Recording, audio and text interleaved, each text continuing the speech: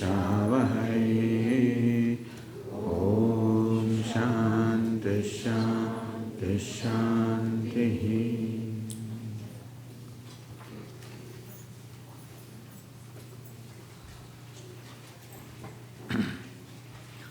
In last class we said that we have to initiate a process of self-growth or self-ripening, like ripening of a fruit, providing the conducive conditions for the mind or the self to grow.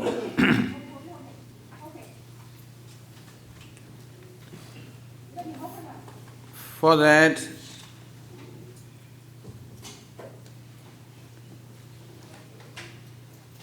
a little time spent in understanding the nature of mind also will be helpful. Our mind is made up of three gunas or dispositions called sattva, rajas and tamas. So each one of us is a combination of sattva, rajas and tamas. That forms our personality. And what differentiates one from the other is the proportion of these three. In someone, sattva may be predominant, rajas, tamas are there in smaller measure. Somewhere rajas is predominant, then also sattva and tamas would be there. Somewhere tamas is predominant, and rajas, tamas are in small measure.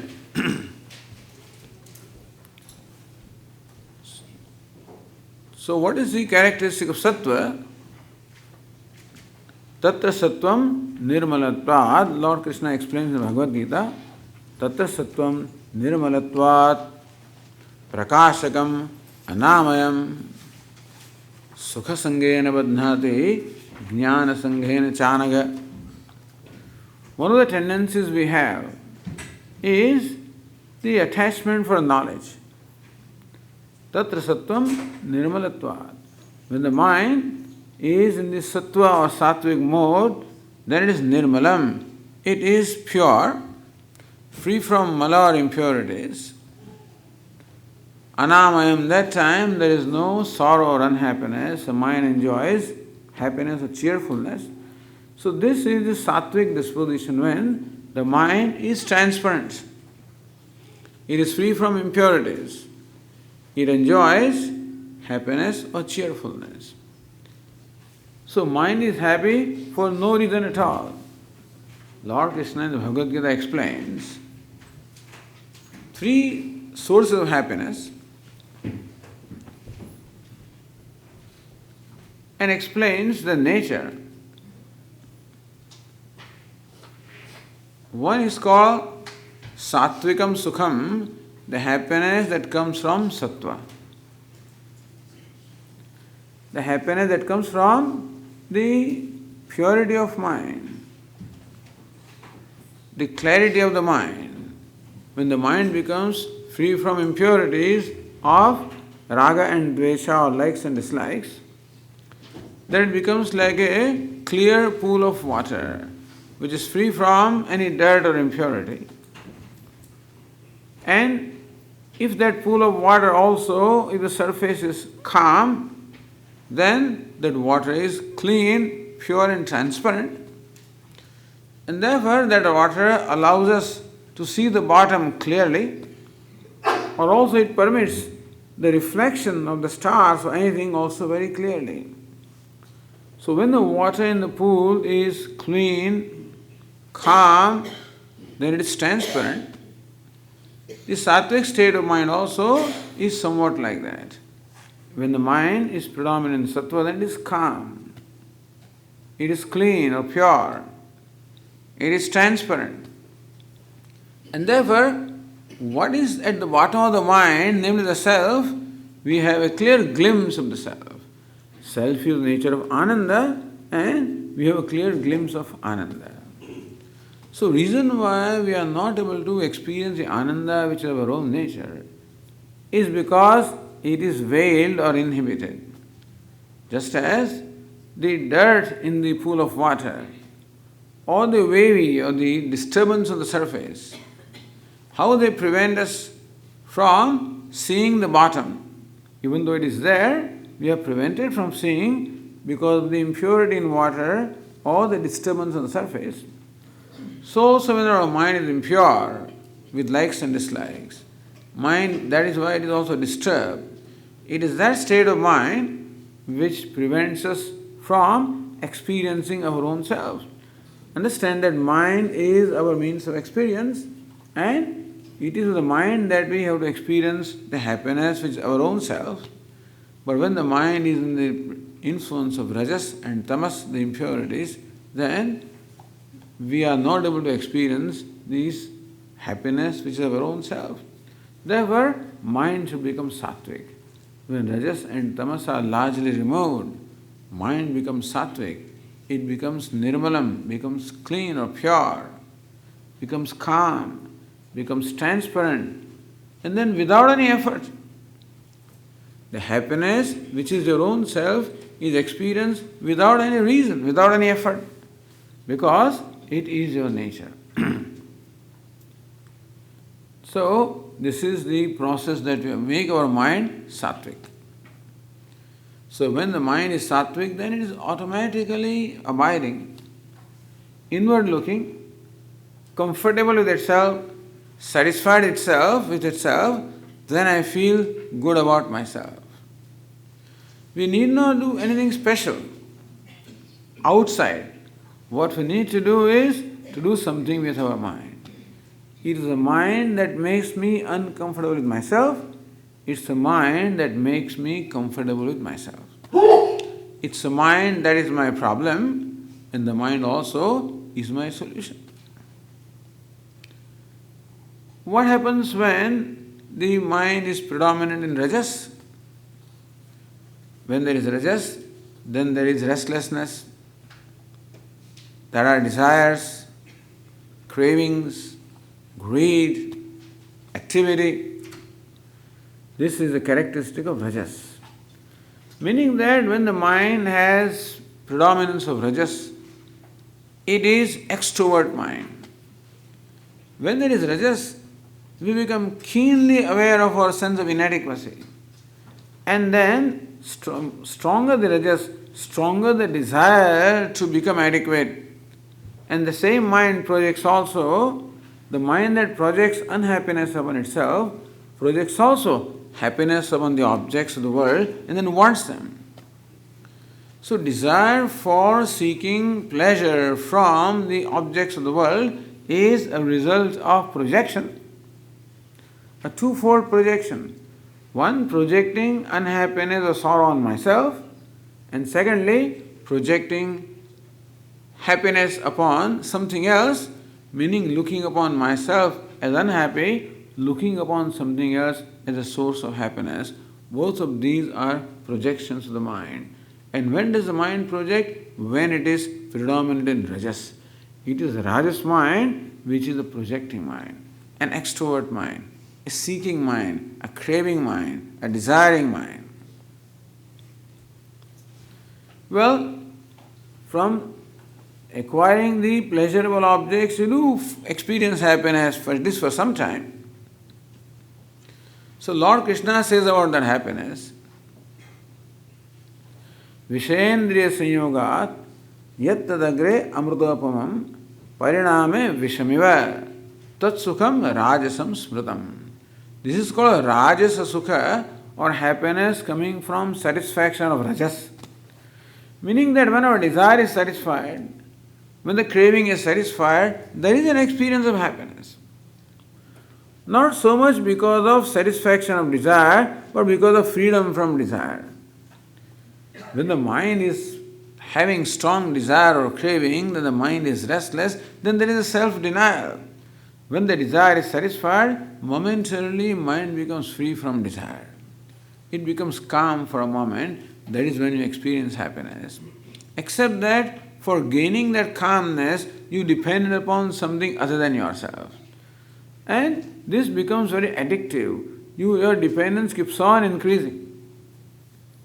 Because once you find that something gives you happiness, mind naturally, then it takes a shortcut.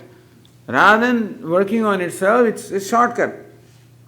So when the headache comes, a shortcut, take a pill. When some pain happens, a shortcut, take a pill.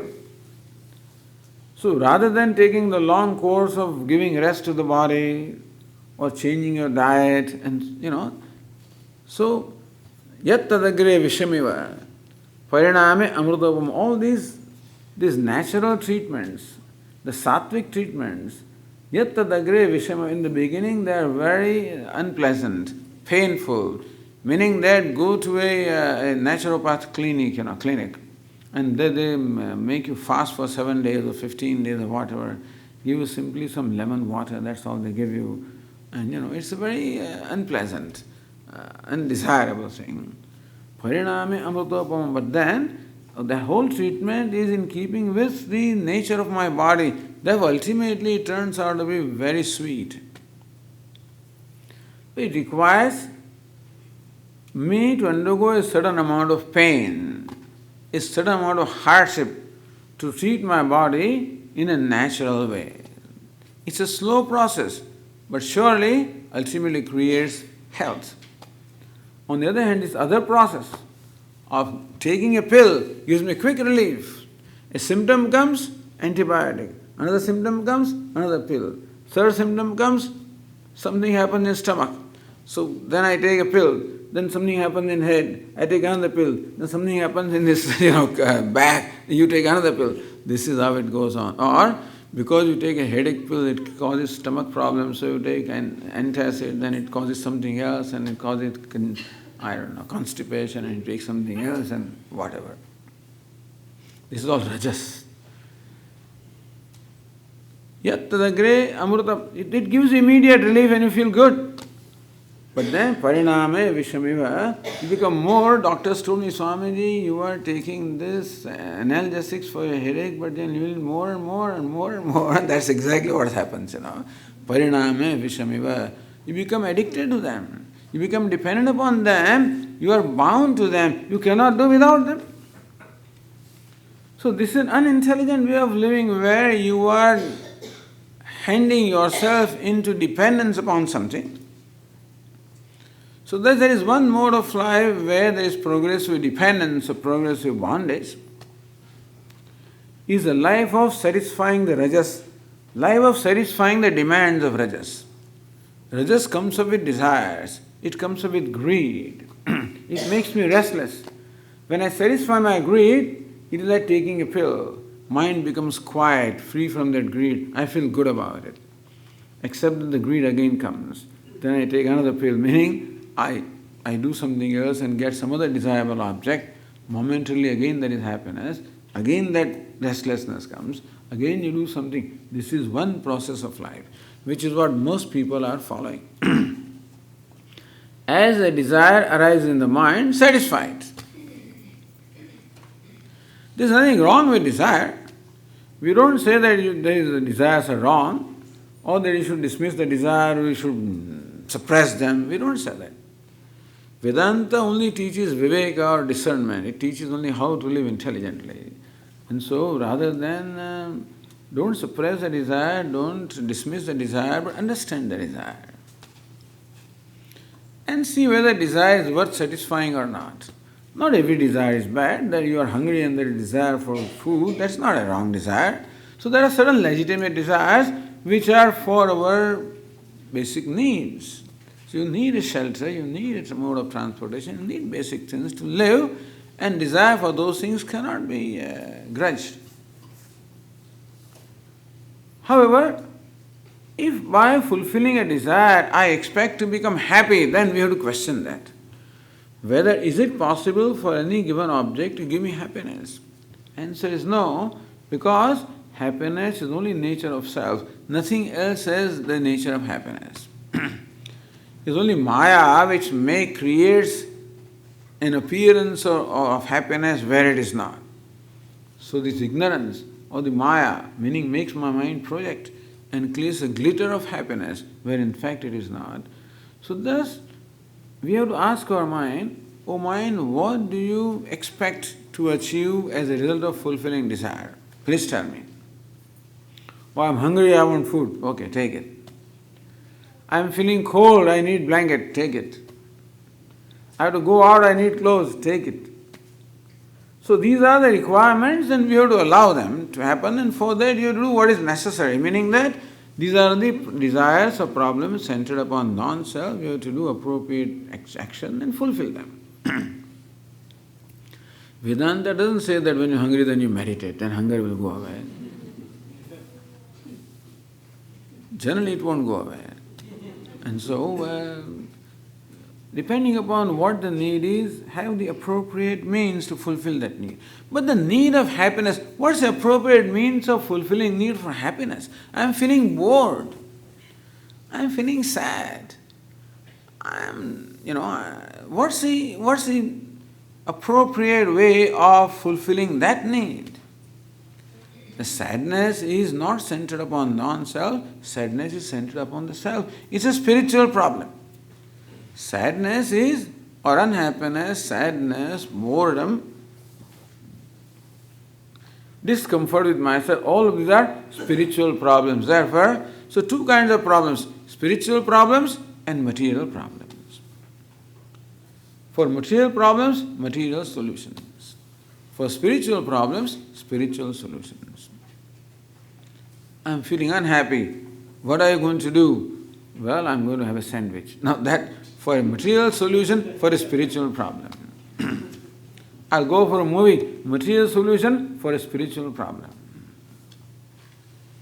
Feeling bored, have a chocolate candy. Material solution for a spiritual problem. You might want to do that now and then, you need some relief, of course, all right. So it's not that you should never at all indulge into material pleasures, we are not saying that. But at least we should know that sorrow or sadness cannot be solved by anything other than myself, that I have to undertake a process of self-growth, make my mind sattvic. When the mind is sattvic, meaning predominant in sattva, there cannot be sorrow. Sorrow is the result of rajas and tamas. So thus, this is one way of living life, of fulfilling whatever desires occur in our mind. Taking for granted that the happiness or security is out there, that's the life that generally people are living. That is a life of bondage, because desires satisfied never brings an end to desires. You satisfy one desire and several desires arise in that same place. To explain this, I tell this story to our people, our audiences, of an experience that I had many years ago. In India, in Ahmedabad, I was living at that time in a small place. In the morning, I would go for classes and then come back. Usually, I prefer to walk back to the residence from the class, so you get a morning walk. And around our residence, a little, in the neighborhood, there were a number of huts, and very poor people were living there. And there were a number of children. So one day, when I was coming, the children were also coming from the other side. So I just said Hari Om. They said Hari Om. So that was good. So every day I would say Hari Om, and then they would say also reply Hari Om. Then I said, when they are saying Hari Om, we should at least give them something. So I invited them. I said, come and have some prasad. So whatever, I had some candies or whatever, gave them prasad. Then of course there was a whole line of boys next day for prasad, and third day. Now lot of Hari Om was coming, but then there was an agenda behind that. They wanted prasad. Okay. So every morning this became a routine. I was obliged to keep something ready there. It can be sugar candy, it can be chocolate candy, it can be something, a simple thing also. But we have to give them something. So one afternoon when I was sleeping, taking rest, at that time there was a knock on the door. I usually do not respond to all the knocks. I'm sure there are people who have been knocking, So there were several knocks on my door in the morning, etc. Don't be disappointed if you do not get response to the knock, because sometimes I don't. And that time I did not respond to the knock. But here, of course, people are very courteous and very good, and when they don't hear the response, they go away. But this one did not go away. There was a persistent knock. Again knock. And I was annoyed. So who is this person? This is not the way to behave. So in anger I opened the door and I found a small little child. So what do you want? Why are you here? Why are you knocking? This fellow was unperturbed. He said, Chamiji, he was Swamiji, Chamiji, give me prasad, give me prasad. So what prasad? Give me prasad. So I gave it in the morning. He said, no, but I was not there. Well, I had gone to school. So I did not get prasad. I said, come tomorrow. But I did not get my prasad, He persisted. He knew the Swami is pliable. And so he worked on me for a few minutes and managed to extract the prasad from me. I said, okay, go away. Don't tell this to anybody, okay? Because in the morning I had only given some simple prasad. This time I had some chocolate candy, I gave to this fellow. Don't tell this to anybody. I won't tell anybody. Surely, after 5 minutes there was another knock. And then another knock. That whole afternoon went. Every 5 minutes a knock and give them. And then he would make sure that I gave you prasad in the morning, I remember, but you gave me that thing, you did not give me chocolate candy. Now it became the right. Thus every fellow who gets a candy informs other people. And so also every desire to satisfy informs other desires, and therefore they come along. Keep on knocking your doors. That is why desire is compared to fire. Satisfying desire is like satisfying fire with butter. And therefore there is never end to this greed. Even, a greed can never be satiated. Na vittena tarpaniyo manushya, Kathopanishad says that human being can never be content. There cannot be any lasting content. There is always some temporary content, all right, but then there is no stable contentment from anything. Nothing is capable of giving us any lasting or stable contentment. It has to come from within. Contentment or happiness has to come from within. That's the legitimate source of happiness. Coming from without is not the legitimate source. It is merely a delusion on my part. When I feel that something or somebody made me happy, it is nothing but a delusion or a projection of my mind. This is rajas.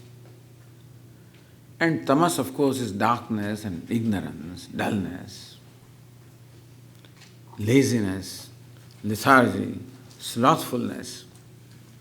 Don't feel like doing anything, no initiative, no motivation. Sometimes mind becomes like that also. Tamas, rajas and sattva.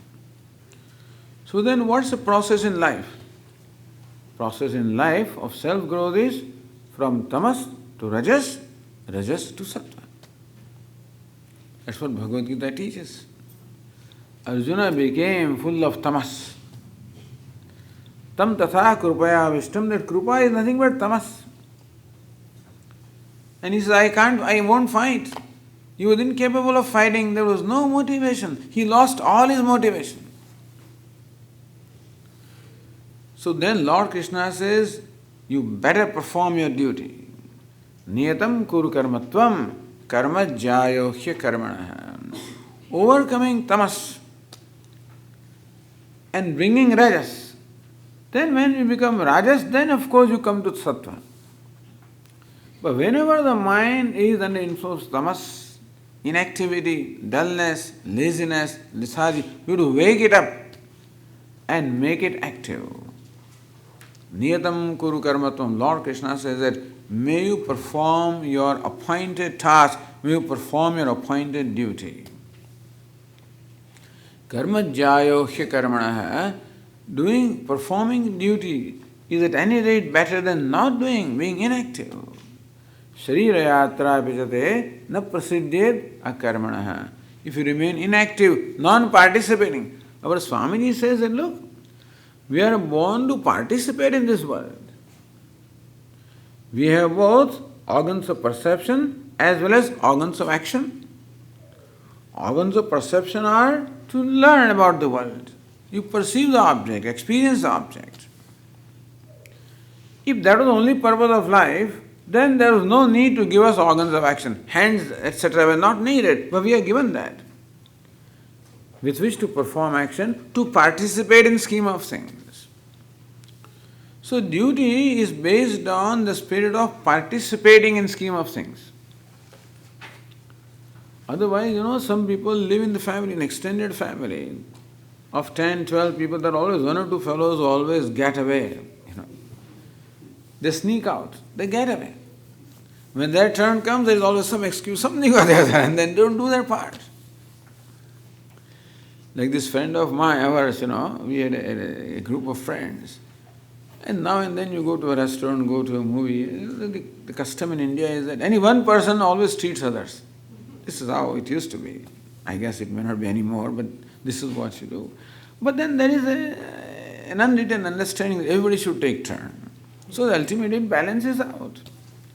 There are some fellows who are very clever. When their turn comes, he puts, oh, I forgot my wallet. And then you wait for so long for his turn to come. This is how this fellow was. Somebody decided to teach him a lesson. So one day everybody went to a restaurant, an expensive restaurant, and it was not this fellow's turn. So when it is not your turn, you don't have to pay, then you can order expensive items. And the pleasure is more when you don't have to pay for it. And so everybody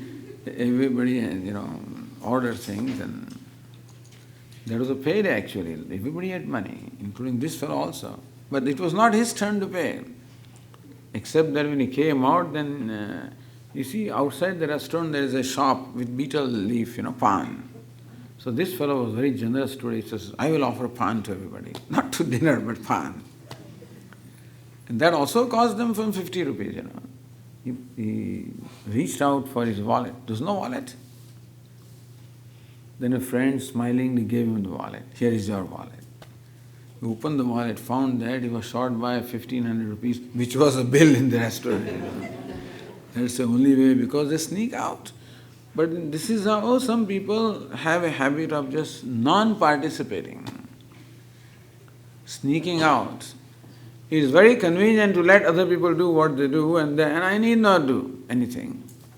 You become the receiver. You become, So Lord, our Swami says, no. We are given hands and legs and speech, organs of action, for the purpose of participation.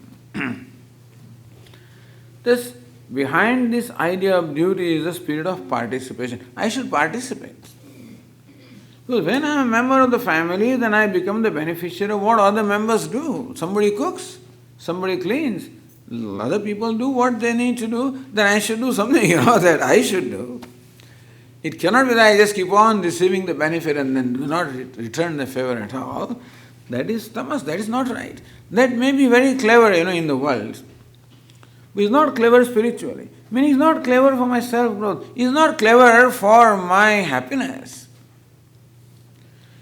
This is tamas. In tamas, there is some kind of a happiness when you don't do something. Even laziness also creates some happiness. Imagine, in the evening you find that there is a whole pile of dishes to be done. No dishwasher those days, no. Whole pile of dishes. Oh, we'll do it tomorrow. Then there is a great relief, Not doing something also gives a relief. That also gives some kind of happiness. But that is only a delusion of happiness. That's why Lord Krishna says that the sukha, happiness that comes from tamas, nidralasya pramadottham tat sukham tamasam smrutam yadagre chanubandhe cha sukham mohanam atmanah. It is not happiness, you feel it is happiness. So this dropping out, this is a term we use in India, drop out.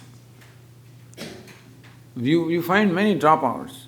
When annual exams come, particularly board exams are coming up, and there is a lot of tension because in India the examination system being what it is, a person's future depends upon a given examination, that's all.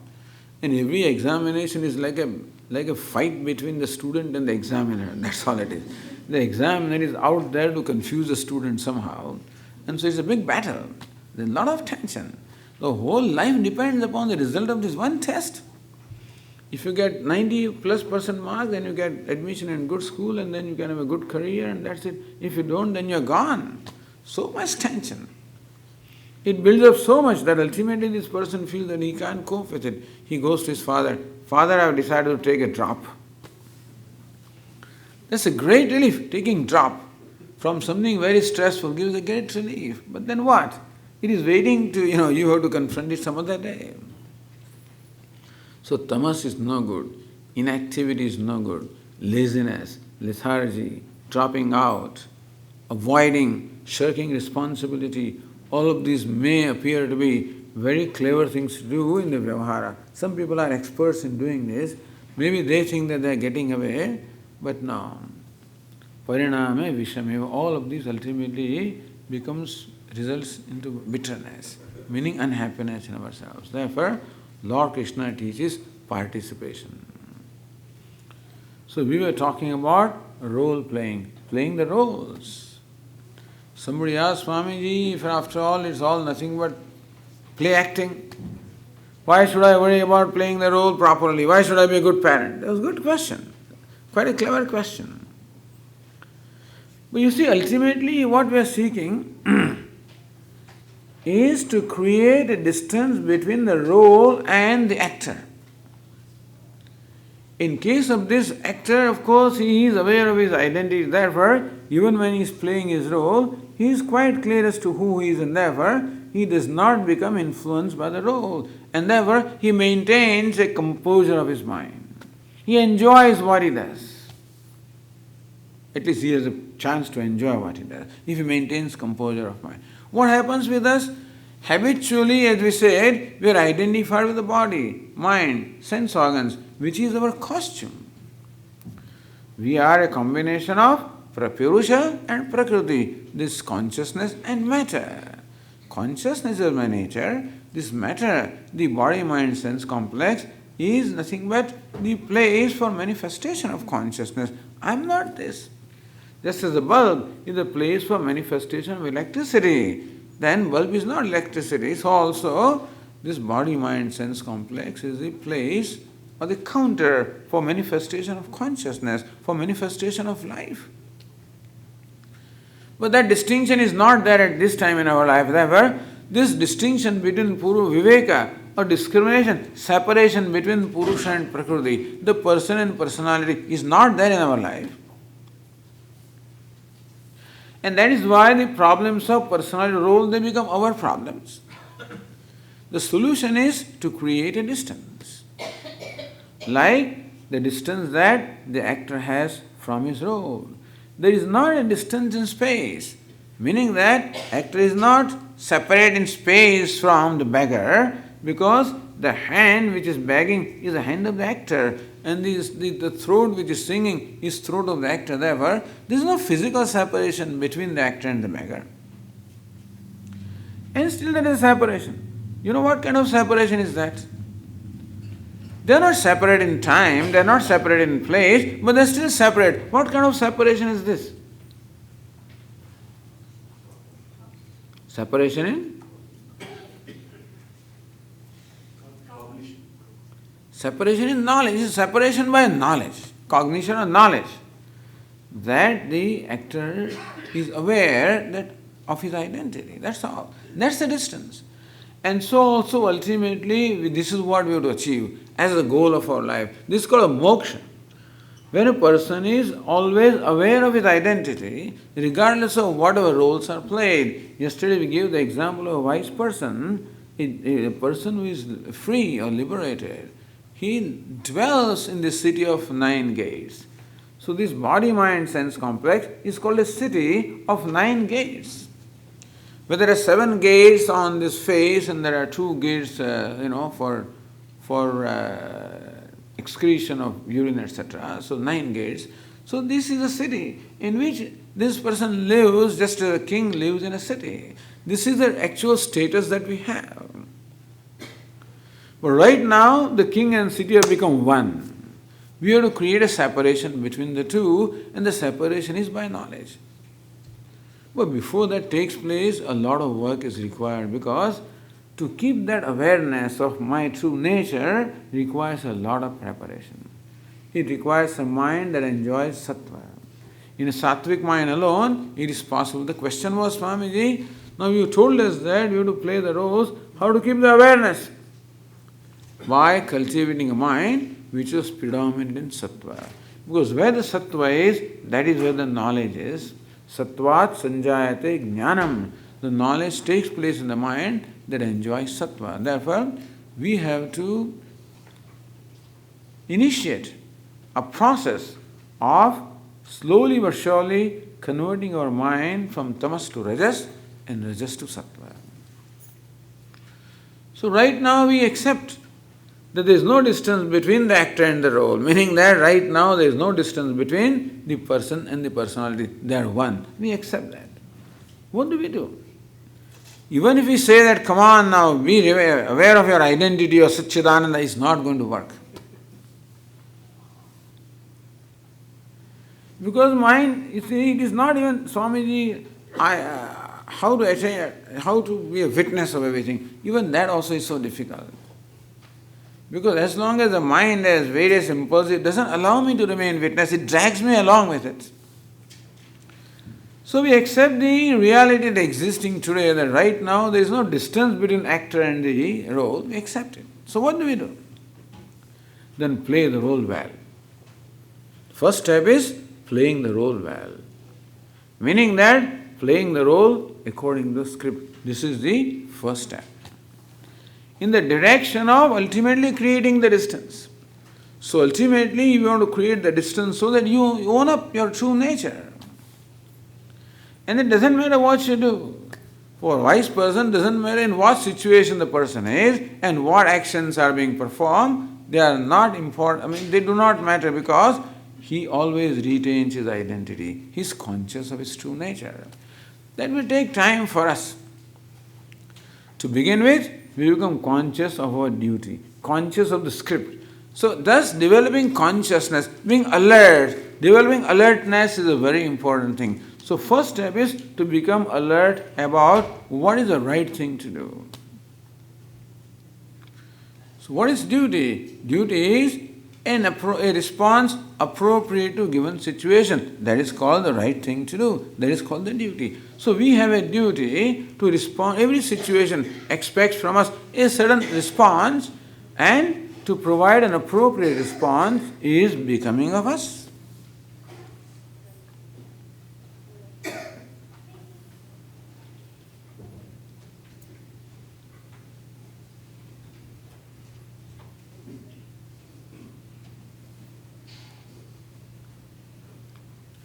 Thus, when I am in presence of my father, then I play the role of son, except that I am son. Of course, that's with identification, so I am not really son, but at that time we are as good as son because we are identified. All right, I am son. Then I act in a manner which is appropriate for a son to interact with the father. Of course, this depends upon the culture. And so how do I relate to the father depends upon the culture. But then coming from India, the way you relate to your father is determined by Ramayana, So, Lord Rama has demonstrated what the various duties, what is the ideal way of performing every duty. He is the embodiment of dharma. Ramo vigrahavan dharma. Rama is said to be the embodiment of dharma, meaning walking and talking dharma. That is why Ramayana is so important in the Indian culture. Its impact is very, very important in Indian culture because it teaches us what is the right way of living. Tough, very tough. It's not easy to live the right way, but that is why we find that Rama's life was full of suffering. Dharma, the duty, cannot be without its own pain or hardship. Meaning that we should be willing to accept, if necessary, some pain or hardship in performing our duty. You see, what we generally do is we take a shortcut. When it becomes painful, we just take a shortcut and give up the duty. Give up what is right in order to avoid pain. So avoiding pain is a natural or common tendency in everybody. So whenever pain comes, we take a shortcut. As I said, take a pill. That's one way, one shortcut. Rather than changing my diet and rather than, Swamiji, when do you eat your lunch? 1:30. That's wrong.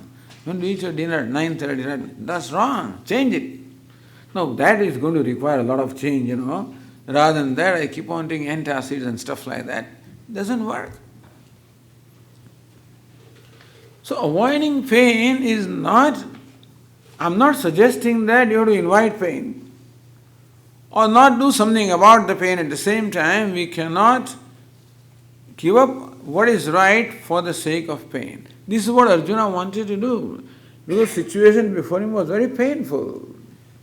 Fighting with his near and dear ones was very painful. And that is why he said, I will not fight.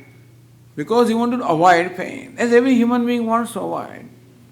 So he wanted to avoid the duty which was very painful. Lord Krishna says that does not work. Dukkhamityeva yat karma kaya klesha bhayat tyajet sakrutva rajasam tyagam naiva tyaga phalam lavet. In Gita, Lord Krishna says that you renounce your action, you become a sannyasi because it is too cumbersome, too painful. Swamiji, I am going to take this voluntary retirement. Why? Because it's just big hassle. So retirement taken because your work becomes a hassle is not the right kind of retirement. Is copping out, is dropping out. I am not saying that you have to continue, but what I am saying is that may not be the right, because then what will you do? Because this is just to avoid pain that you have taken the step. Now without any activity, what will you do? Retirement is not easy. You have to really prepare for retirement. You plan to retirement at 65, you can't think of retirement at the age of 64. Start from 55, that I want to retire at 65 and prepare yourself. What preparation, Swamiji? Retirement means no activity. Retirement means no income. Retirement means that nobody now cares for you. Which when you were a professional person, then people respected you, people, In India, when you go to work, people do salam, because you are an important person. The moment he retires, that's it, overnight. He loses all his status. Now if he goes there, that fellow may ask for an identity card or something like that. All of this retirement means the kind of self-satisfaction or the self-worth, the idea of self-worth that you had, because you are doing something and creating something, it all goes away. Meaning that the satisfaction that came to you on account of doing something useful or creative is no more there. I never accept any retirement business. As long as a person can work, they should work. What are you going to do after retirement? I want to study. Then start studying from the age 55. If you want to spend time in studying after retirement, don't start at the age of 65 because you cannot. I gave this Bhagavad Gita book to somebody and Swamiji, in 15 minutes I get a headache. That same person can read all the magazines on economics and stuff like that for hours together. Newspaper can read for hours together. But this Bhagavad Gita gives me a headache, and it's not easy to read Bhagavad Gita. It's not easy, all right, Swamiji, I'll do bhajan. It's not easy. Because you must have your mind available to you to do those things. You must make your mind a friend, then alone you can do, meaning that you must cultivate something so that you can live by yourself. That you should essentially become emotionally independent. And you should be able to creatively engage yourself with yourself. So learn music if necessary. Learn something so that you can be with yourself. Of course, Vedanta, that's the very best thing. Swami calls it the best retirement plan, provided you prepare for retirement. Just because you retire doesn't mean the sannyasa is the best retirement plan, so Swami says, but I have to ask that. Just because you take sannyasa doesn't mean that you retired. It requires a lot of preparation. So retirement, dropping out is not easy. Engagement activity may be demanding, it may be perhaps stressful, it is all there.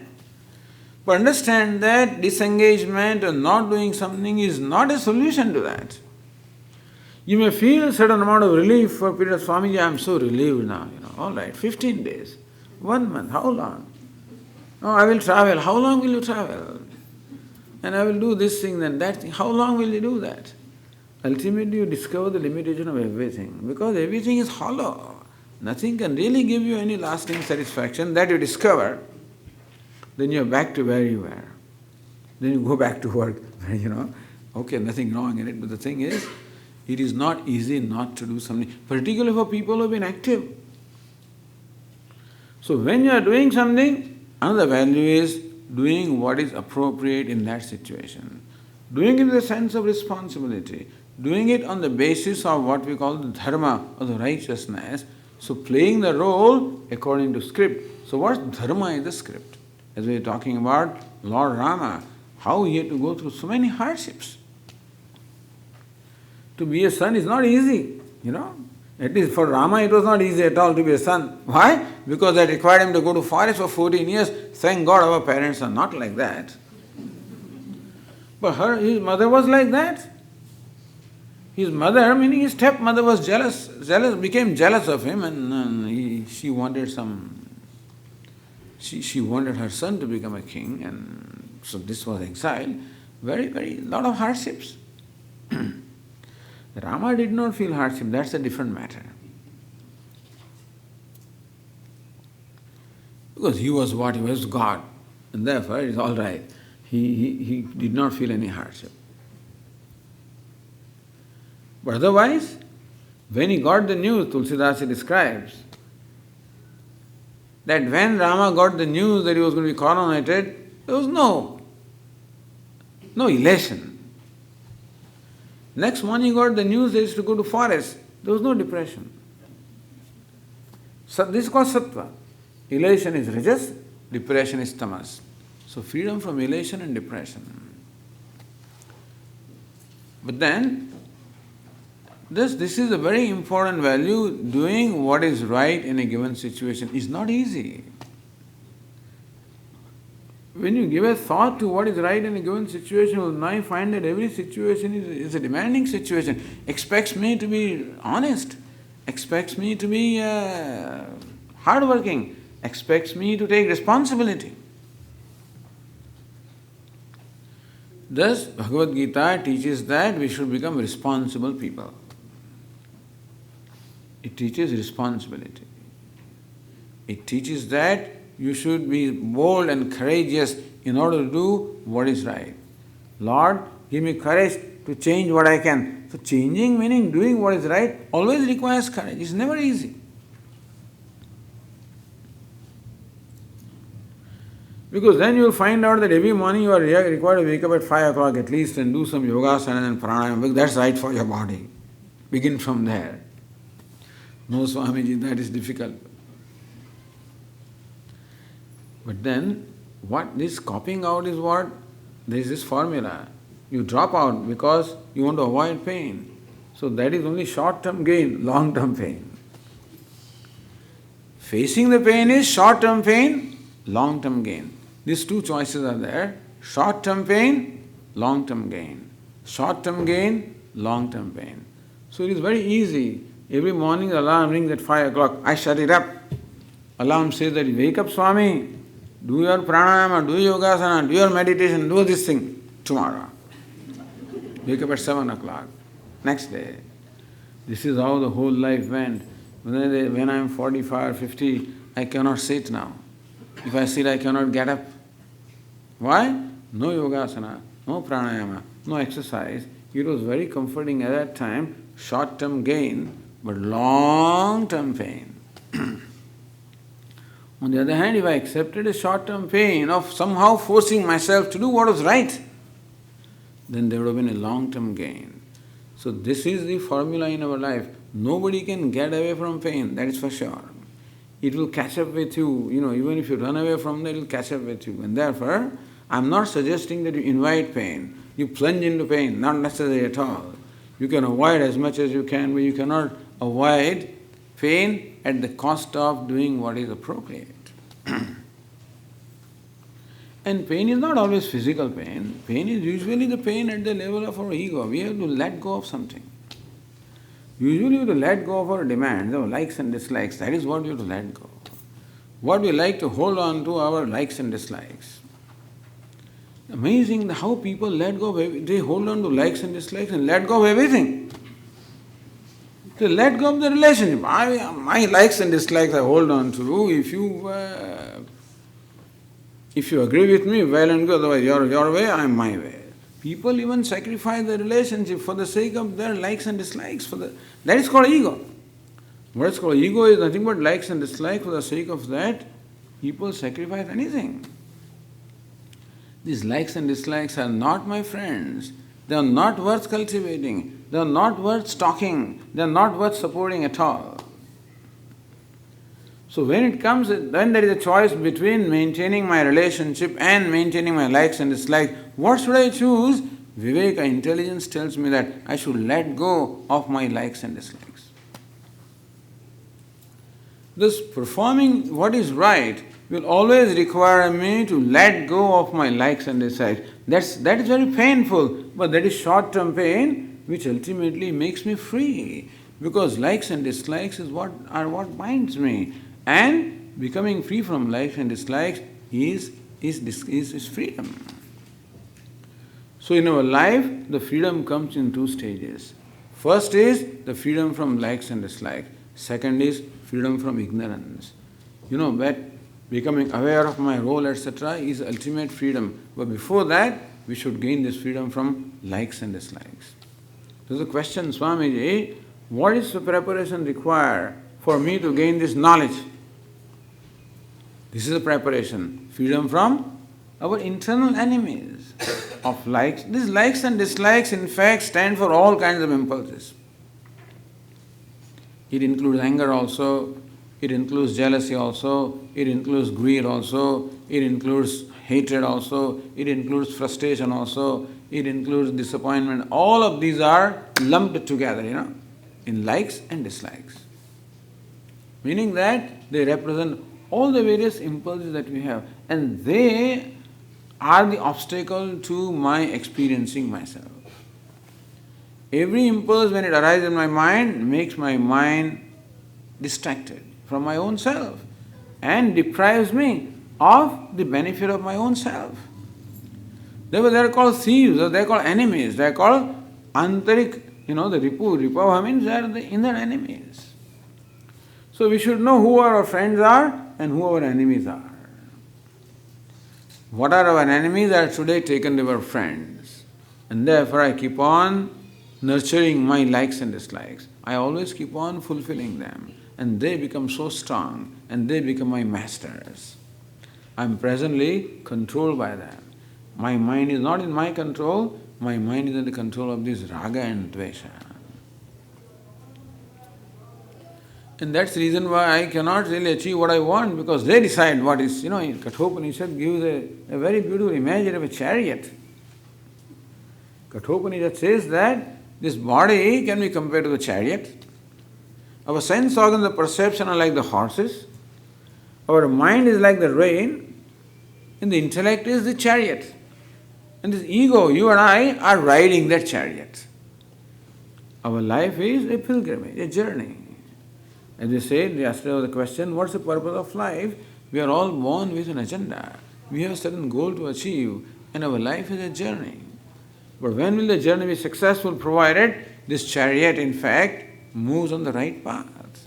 And so, this chariot consisting of body, sense organs, mind, intellect, all of that is integrated, is in alignment. That is when our life can become a process of journey towards our goal. So thus this is the first step. It is called dharma or duty, doing what is right in every situation. And more you think about what is right, more you will discover what unright we are doing. It's a matter of discovering the subtleties of what dharma, what duty is. More you pay attention to that, more you discover how we are shirking off a lot of responsibility, how we are taking shortcuts. And so, thus, this commitment helps us to develop an inner strength. I develop inner strength because I gain the capability of suffering from the pain of giving up likes and dislikes. There is no other pain. This becomes giving up likes and dislikes and thus slowly discovering freedom. So first step in the life of yoga as taught by Bhagavad Gita is the life of duty, meaning that playing our roles according to script. What's a script? Script is a duty. What is duty? Doing what is appropriate, what is right in a given situation. Responding in a way which is appropriate to the situation. Okay, we'll continue our discussion in the next class. Om Purnamada Purnamidam Purnat Purnamudachyate Purnasya Purnamadaya Purnameva Vasishyate. Om Shanti Shanti Shanti. Hari Om. Shri Gurubhyo Namaha. Hari Om.